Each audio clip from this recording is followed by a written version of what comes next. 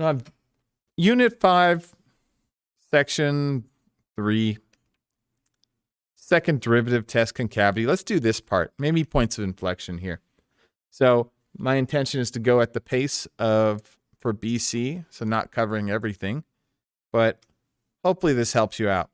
So last time in class when we're doing first derivative test, if I did a curve like this, the first derivative test, it's the idea of figuring out where our function is increasing and decreasing and find the relative mins and maxes.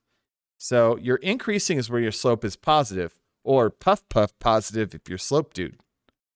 So I got to use annotate.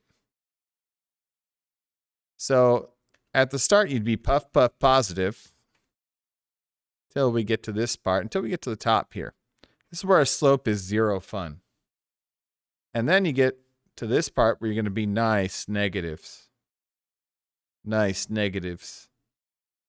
Then you get to 0 fun at the bottom again. And then we have another puff positive to the end. So this would be first derivative test. And the idea is that when you're increasing slope, your derivative, in this case, f prime, is positive, and f prime is positive right here. But when you're decreasing or negative slope, your f prime is negative. Oops. F prime is negative. And then right here, your f prime 0 for the tops and bottoms of the hills. Now, another thing that you can use for this, because you are increasing on the left and decreasing on the right, you know this is going to be a relative max. And over here, because we're decreasing on the left and increasing on the right, we're going to be a relative minimum. If I were to draw that as a number line, and then I would have like a tick mark for each of the critical numbers right there. As a number line, we'd say like this is positive, negative, positive. And it might look like this with these lined up. And then you'd be able to say, okay, I'm positive slope to negative slope, so relative max here and relative min here. So it might look like that. That was last time, the first derivative test. Second derivative is about concavity. So second derivative, if I were to draw that same shape, close, no, that was awful. I hesitated a little bit. Better. It's about concavity, and concavity is like, is it concave up looks like this. It looks like a cup shape. Like concave up, or we concave down. I think the best test is to use your hand. Like this is concave up, and like this is concave down. So whenever I want to think if something's concave up or down, I just look at my hand. Like if it's some weird, if it's like, it might be like half of the concavity. I would try to see like which part it would fit in to. One thing is concave up looks like the smiley face, and concave down would be the sad face, frowny face. So what would that look like on this function? Concavity at the beginning, this looks like a sad face, right? We kind of got an outline. If I were to do like a dashed outline right here, I'm going to do it in like a yellow. It looks like a sad face. Can't even see this yellow. That's too. So you might see like a sad face, right? Kind of like this. And then you have this other part, that's the happy face. So it looks like it's concave up with happy face, right? But you see there's kind of a little bit of overlap right there. Now, there's not really overlap. It's just a bad drawing in a way. But there becomes a point when we switch from sad face to happy face. And that's going to happen right about here. And we call this point the point of inflection. So we can have concave down, and at these points of inflection, we can switch between concave down and concave up. It's kind of like how critical numbers switch from decreasing and increasing, potentially. Points of inflection can switch between those. Now, where is the point of inflection happen? It's usually like the halfway, like if you're trying to eyeball it, It's usually the halfway point between like the relative extremes. If we're like talking in between. So like halfway point between here and here, it's typically around that. I think it's a lot easier to eyeball relative mins and maxes. It's harder to eyeball when we switch concavity.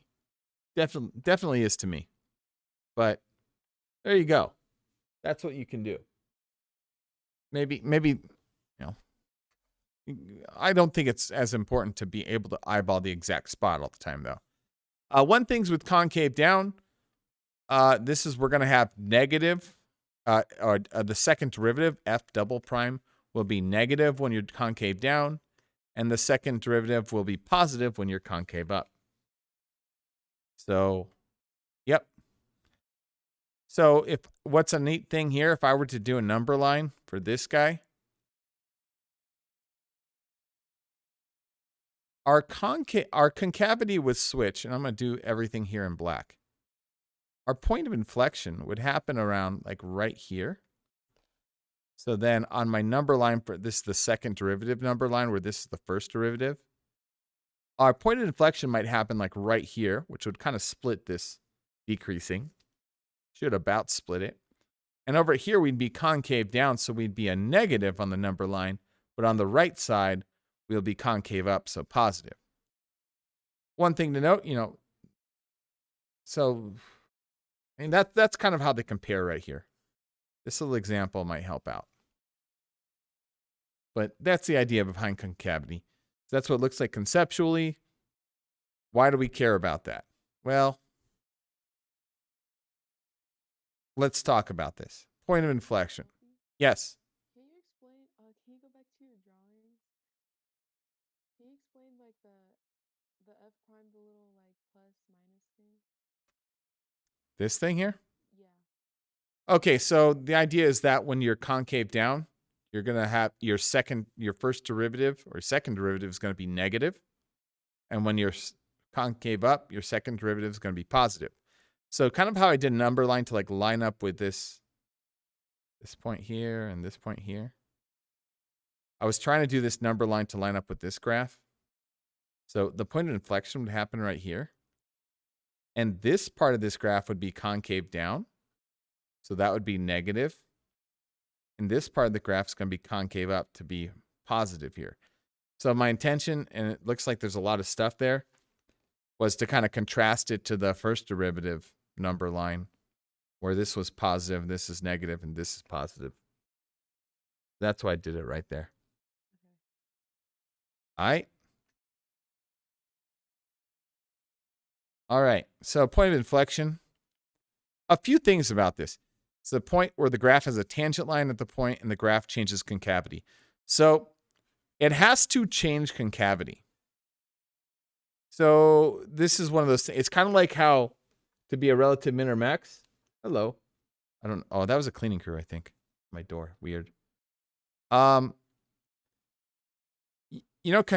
be a relative min or max, one side has to be negative, one side has to be positive, right? But if like they're both negative or both positive, we're not a relative min or max. It's the same idea with point of inflection. So the concavity, so if this is my point of inflection right here for the graph y equals x cubed, this side's going to be concave down, and this side's going to be concave up. So we have a point of inflection because we're positive over here, and we're negative on the left. Now, how would I do that? That looks like that graphically. How does this look analytically? Well, the point of inflection happens when the second derivative, it equals 0 or does not exist, just like critical numbers. And the graph has to change concavity.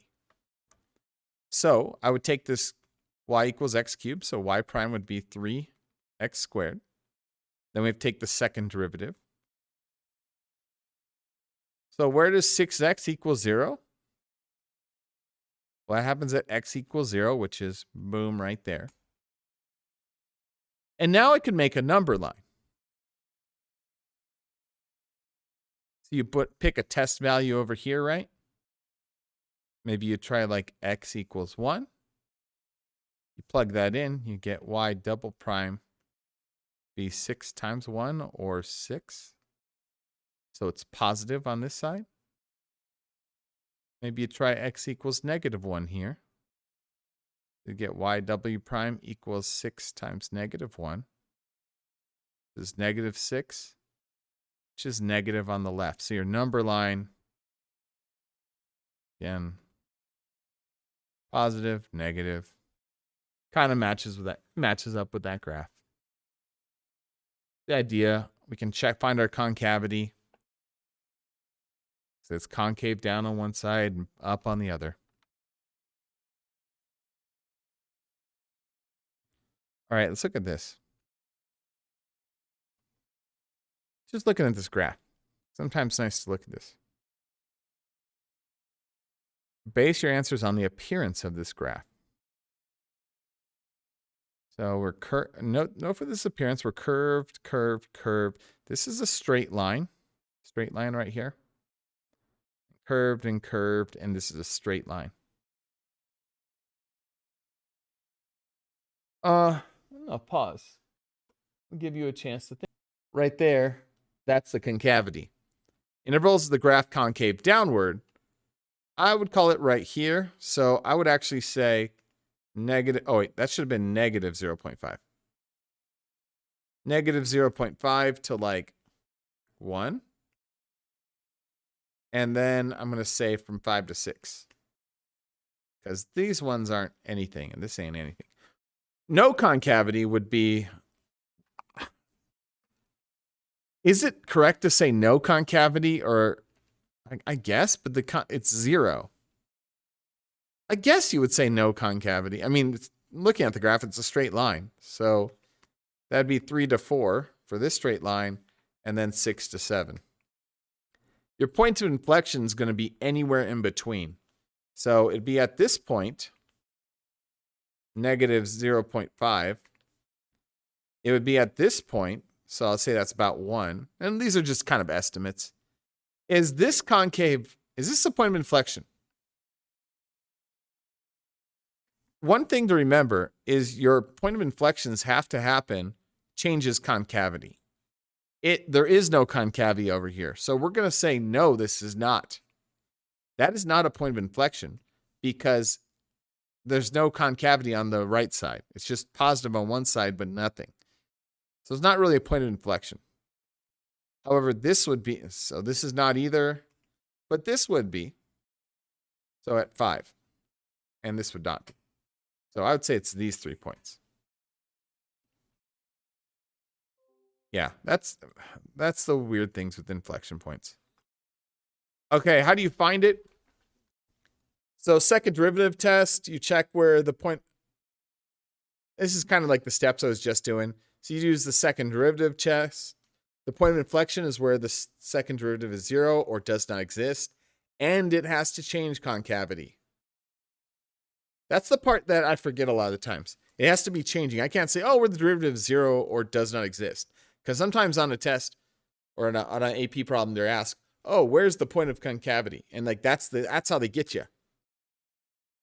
Second derivative is 0, but it doesn't change. Maybe it stays positive on both sides concavity. Maybe it just doesn't exist.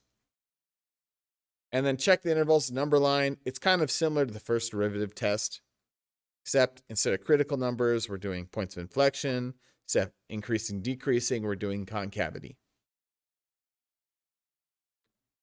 All right. I'll do like one problem. Nah. I'll just do one. And that's it. So determine the points of inflection and then say where it's concave up and down. So you're looking at this. All right, this function. So what do I have to do first? Yeah, because there's more points to this that we'll get into other parts of this later. So first derivative is going to be 4x cubed plus 3x squared minus 6x. And then the second derivative would be 12x squared plus 6x minus 6. We're a polynomial function. I don't need to check does not exist because that won't happen. But I want to check some. Note that this is the thing I like. I want to figure out when that equals 0.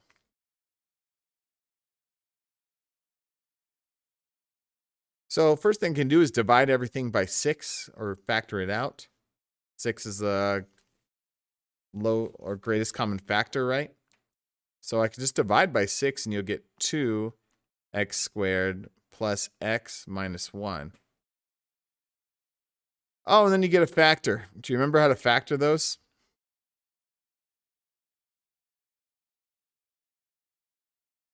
Especially when it has a 2 coefficient. Oh, man.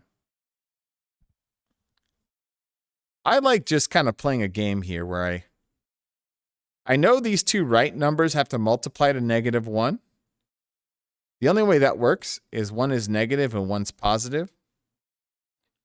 And I know because of this, the two lefts have to multiply to 2. And the only way that has to happen is one of these is 2 and one of these is 1. Or you can use a box method. Let's do the boxes. Show you mine later. So you do this, 2x squared and then a minus 1. I don't even know what you do from there.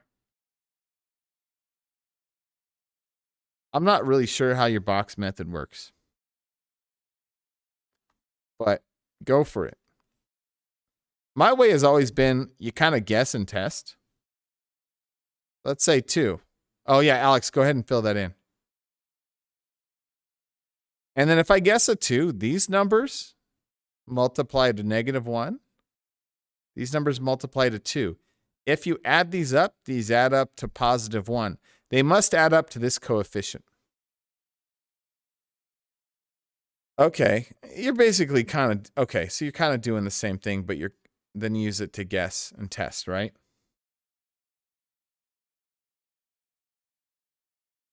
So now I know that they added up to 1 and that this matches. I know this is correct.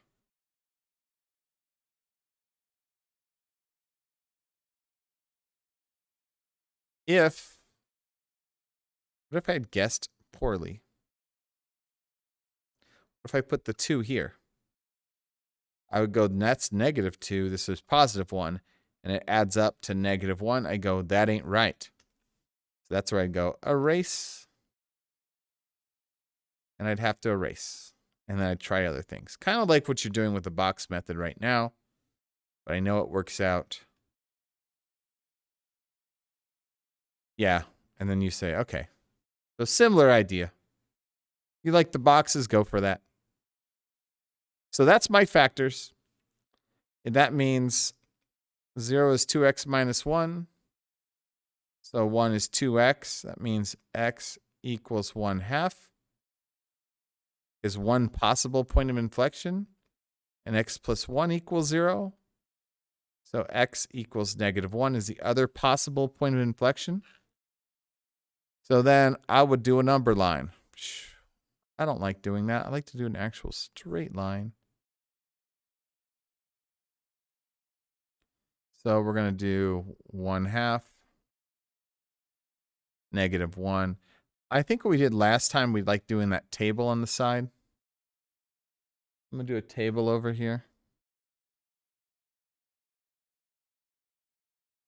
I don't think I gave myself enough room. And then we want to figure out what f double prime is for each of these. So if I plug a -1 in, I get 12 times 1, -1 squared, plus 6 times -1 minus 6, which will be 12 minus 6 minus 6. No, you don't actually. No, you have to plug in test values around that stuff. Duh. That's what happens when I try something new. So let's try a test value like 0. Maybe 0 in between here, right? F double prime would be 12 times 0 squared plus 6 times 0 minus 6. 0, 0, minus 6. So I get a minus 6 here. So I get a, okay. And let's try another test value. Let's try x equals 1. A little bit bigger. 12 times 1 squared plus 6 times 1 minus 6 will give you 12. Plus 6 is 18. Minus 6 is 12. So this is at 1. Okay. And then we'll try something else less than 1, negative 2. 12 times negative 2 squared plus 6 times negative 2 minus 6. That's 4 times 12 is 48. Minus 12 minus 6, 18. It's going to be 30. We're at 30. So your answers to this, we get a positive, a negative, and a positive. So I can say there's a point of inflection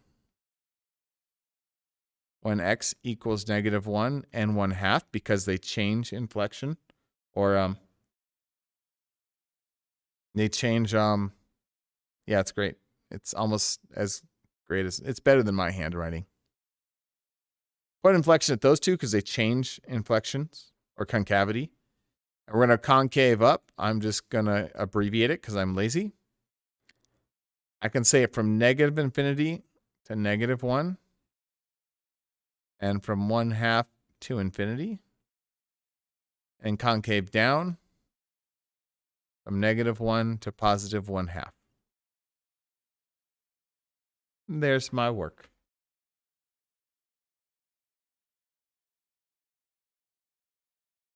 So that's kind of how you set that up. You needed it. Maybe you need a little refresher.